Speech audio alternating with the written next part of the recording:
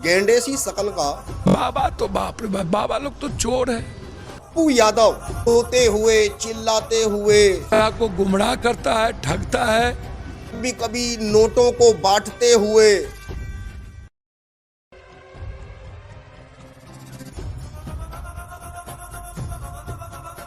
जय श्री राम, भारत माता की जय, जय गौ माता की। दोस्तों, जब से महाकुंभ भारत के अंदर चर्चाओं का विषय में आया, आप देख रहे होंगे भारत की राजनीति में जनप्रतिनिधियों के द्वारा हिंदुओं की आस्था का महाकुंभ और उस पर लगातार टिप्पणी नेताओं के द्वारा किया जाना, उन नेताओं के द्वारा किया जाना जो नेता लगातार एक ही बात कहते हैं कि सबको समान अधिकार, सब भाई भाई। तो अब आपको ये देखना होगा कि हम सब भाई भाई केवल वोट के समय नेताओं की राजनीति के लिए बताए जा रहे हैं या वास्तविकता में देश के विपक्ष में बैठे नेता क्या देश के लोगों की जन भावनाओं का सम्मान करते हैं। अभी आप ये की वीडियो देखेंगे, बाबा तो बाप रे बाप, बाबा लोग तो चोर है। ये गेंडे सी शकल का एक सांसद है जिसके चर्चे लगातार आप लोगों ने देखे होंगे कि ये व्यक्ति अभी महाकुंभ के साधु संतों को पाखंडी 1 करोड़ 2 करोड़ 10 करोड़ वाले बाबा को लेकर अभद्र टिप्पणियां कर रहा है। आज ये चिंता का विषय आपके लिए है कि क्या आपका महाकुंभ आपकी आस्था है? अगर आस्था है तो फिर ये नेता क्यों बार बार सनातन पर कुठाराघात करते हुए हिंदू जनभावना का तिरस्कार करने जैसे शब्दों को प्रयोग कर रहे हैं? आज पप्पू यादव निर्दलीय सांसद, देखा बहुत हमने इस गेंडे सी शकल के सांसद को रोते हुए चिल्लाते हुए, कभी कभी नोटों को बांटते हुए, और नोटों को बांटना गरीबों की मदद इनके द्वारा बताई जाती है। 5 सालों से जिस क्षेत्र की जिम्मेदारी सांसद के रूप में इनको दी जाती है, ऐसी जिम्मेदारी 5 बार इनको जनता के द्वारा दी गई। क्या वह जनता ऐसे नेताओं से अपेक्षित है कि वोट के समय पप्पू यादव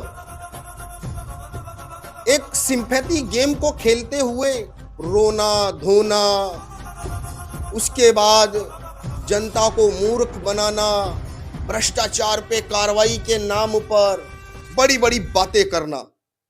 लेकिन ये वही तो पप्पू यादव है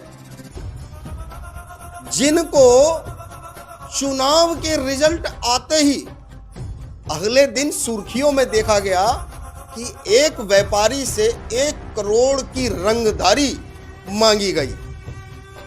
जो नेता चुनाव जीतते ही रंगदारी मांगते हैं, जो नेता चुनाव से पहले और चुनाव के बाद अपने रंग को बदल के दिखाते हैं, हिंदुओं, आज ये आपकी सनातन के महाकुंभ पर विवादित टिप्पणियां कर रहे हैं।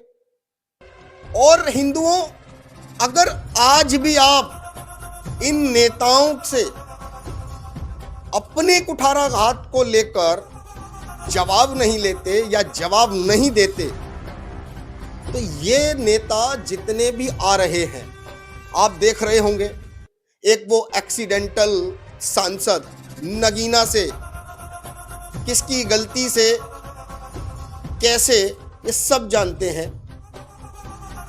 पप्पू यादव, कांग्रेस के अध्यक्ष खड़गे, ये सब लगातार महाकुंभ की शुरुआत में ही क्यों सनातन पे कुठाराघात कर रहे हैं? क्या आप लोगों को ये आभास नहीं कि ये लोग लगातार सनातन की सभ्यता परंपरा को धूमिल करने जैसे कार्य एवं हिंदू जन भावनाओं को किस प्रकार ये लोग अपने वक्तव्यों से कुठाराघात कर रहे हैं?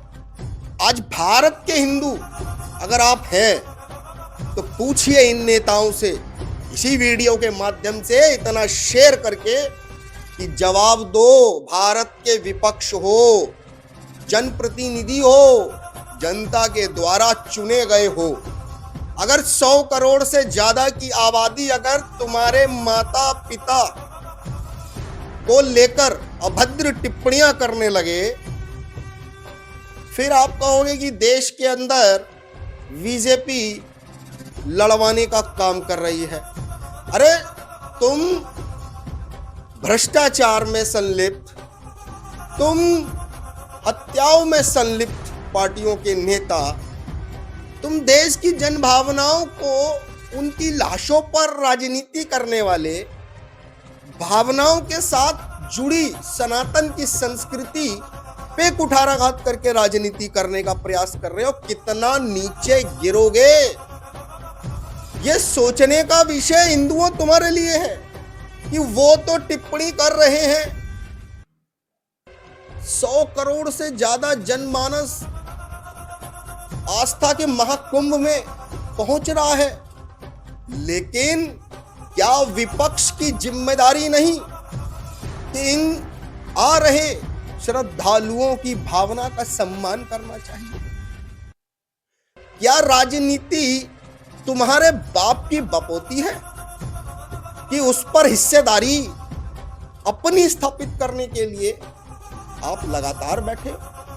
ये पूर्णिया के लोगों को क्या हो गया है, बार बार पप्पू यादव को सांसद बनाते हैं? क्यों भाई, आपको दिखता नहीं है क्या? जो भ्रष्टाचार का आरोप साधु संतों पे लगा रहा है, उनकी बड़ी बड़ी गाड़ियां देखकर ये भैंसे जैसी शकल का सांसद मरा जा रहा है, तो क्या करा जाए? इसको जवाब दिया जाए तो जवाब देने का समय प्रारंभ है। और हम अगर इस को जवाब देने का कार्य कर रहे हैं तो आपका भी तो धर्म है कि आपके धर्म पर कर रहे कुठाराघात ये पप्पू, खड़गे और चंद्रशेखर आजाद और इनके जैसे कितने इनके नमूने लगातार महाकुंभ और देवी देवताओं पर और महापुरुषों पर और हमारे गुरु संतों पर अभद्र टिप्पणियां कर रहे हैं।